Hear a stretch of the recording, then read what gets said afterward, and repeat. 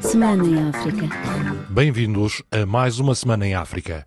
Ao longo dos próximos minutos, passamos em revista os principais factos da semana no continente africano. Em Moçambique, Daniel Chapo apelou ao reforço do compromisso regional no combate ao terrorismo, sublinhando que a ameaça não se limita apenas à província de Cabo Delgado, no norte do país, mas representa um risco para toda a região da África Austral. A necessidade de continuarmos unidos, coesos, como uma comunidade, por forma que realmente as ameaças como estas do terrorismo na região não se façam sentir e o impacto não seja negativo para as nossas comunidades locais. Reiterar o nosso compromisso com a agenda regional da SADC, bem assim na mobilização de recursos, a adoção de iniciativas suscetíveis para concorrer para uma integração regional efetiva. RFI. Em Angola, a questão do possível regresso do grupo Wagner está cada vez mais na ordem do dia. Segundo Lou Osborne, do organismo All Eyes on Wagner, as operações de influência russa são agora mais discretas. Passam pela African Initiative e, simultaneamente, pela mobilização da Africa Corps, entidade que sucedeu às antigas estruturas militares da Wagner, sob a orientação do Kremlin. Os detalhes com Miguel Martins. Lev Lakhstanov, um dos dois detidos, é o fundador da Farol, ONG de cooperação cultural com os países lusófonos, uma entidade fundada por Dmitry Medvedev e que previa abrir este ano uma delegação em Luanda. Lakhstanov morou no Brasil, mas acabou por voltar à Rússia, que deixou a quando da mobilização em prol da guerra na Ucrânia, rumo aos Emirados Árabes Unidos e posteriormente Angola, aonde chegou com visto de turismo.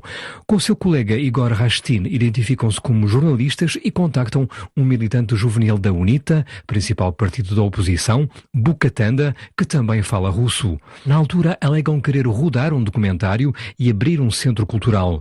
Tanda apresenta-lhes um primo, jornalista na televisão pública. Juntos teriam realizado entrevistas, mas também remunerado personalidades políticas, feito um inquérito sobre a percepção da Rússia em Angola, antes de serem detidos, suspeitos de estarem por detrás das manifestações contra o aumento do preço dos combustíveis. Segundo Lou Osborne, do organismo All Eyes on Wagner, as operações de influência russa são agora mais discretas e passam pela vitrine African Initiative, simultaneamente à mobilização da Africa Corp, entidade que sucedeu às antigas estruturas militares da Wagner sob orientação do Kremlin. E também pela Africa Politology, segundo a polícia angolana, que seria uma nebulosa de atores privados e consultores políticos, grupo de peritos ligados à Wagner ou aos serviços secretos russos. Ainda em Angola, 20 pessoas morreram e centenas ficaram feridas durante a disputa de um poço de água entre os membros das comunidades Mucubais e Nhanecaumbi, na província de Namibe,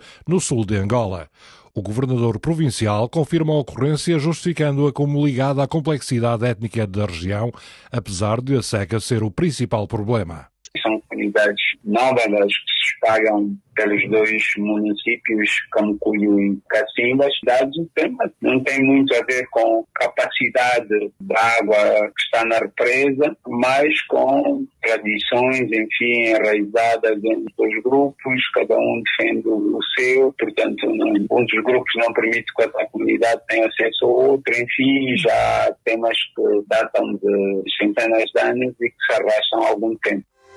Praia 99.3 FM. Esta semana trouxemos-lhe também a visão do nosso correspondente em Cabo Verde, Odair Santos. São Vicente ainda vive as consequências da tempestade Erin, que se abateu sobre a ilha no passado dia 11 de agosto. As enxurradas ultrapassaram os 2 metros de altura e algumas casas de um único piso ficaram subterradas. A socióloga Patrícia Silva critica a falta de ação dos poderes públicos e de uma certa desorganização nos trabalhos de limpeza das vias. Na minha opinião, o que falta é talvez mais organização. Todos esses organismos ou instituições independentes que surgiram e que já existiam, mas a Proteção Civil, o Gabinete de Crise, vamos chamar assim, precisam centralizar-se e organizar. Está tudo muito disperso. Então acabamos até, por exemplo, ter famílias a receber mais do que uma ajuda, por exemplo. Como não há essa organização, as pessoas estão a fazer as coisas meio que a senso comum.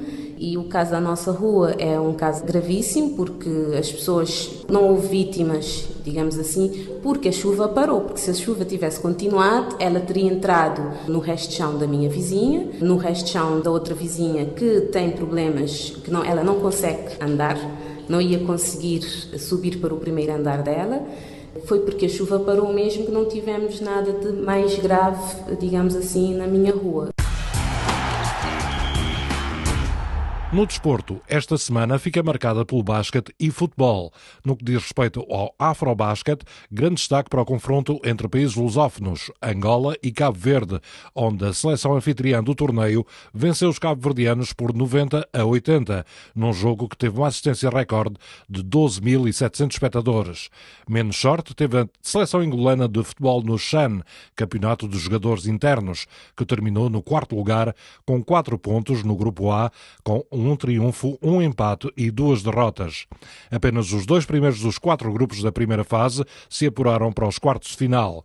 Gogoró, internacional angolano de 30 anos, analisou a participação de Angola neste torneio. O balanço que eu pude fazer, coletivo, creio eu que tivemos balanço negativo, pois de um tempo para cá temos sido uma seleção forte, independentemente de jogadores que militam ao nosso campeonato, quantos de fora. A nossa seleção tem desenvolvido em cada competição e cada altura. E creio que foi um balanço negativo porque perspectivamos uma meta mais ampla, mais além, e não chegamos de alcançar sequer a próxima fase. E creio eu que, para mim, posso assim dizer que foi negativo no coletivo. Se olharmos para os jogos, há algum jogo que foi decisivo? Creio eu que os jogos decisivos começam logo nos primeiros jogos. No primeiro jogo tivemos uma prova bastante difícil, mas que não era impossível, que era com a grande Marrocos. Marrocos teve a oportunidade, a eficácia de fazer os 2 golos. Não que esteve superior a nós no jogo, mas teve a eficácia porque quem é eficaz ganha o jogo. E a seleção que menos erra está sujeito a ganhar. E acredito que eles fez com que a gente não passasse de fase foi os primeiros jogos mesmo. Se a gente podia talvez pontuar com a Marrocos, podíamos ir ainda mais desmoralizado no segundo jogo, que foi com o Quênia, embora dominamos o jogo completamente, mas o Quênia defendia como defendia e conseguiu arrancar naquele jogo 1 ponto, e foi o nosso segundo jogo e empatando, nós fazendo 1 ponto e as equipes já estavam Marrocos com 3 e o Quênia fazendo 4, então complicou-nos nas contas até o final. E o último jogo que perdemos com o Congo já foi uma gota d'água, ainda tínhamos esperança que a gente podia passar e aconteceu o dissabor e fomos infelizes. RFI, as vozes do mundo. E é o fim deste olhar semanal sobre a atualidade no continente africano. Promessa de voltarmos na próxima semana com mais um magazine Semana em África.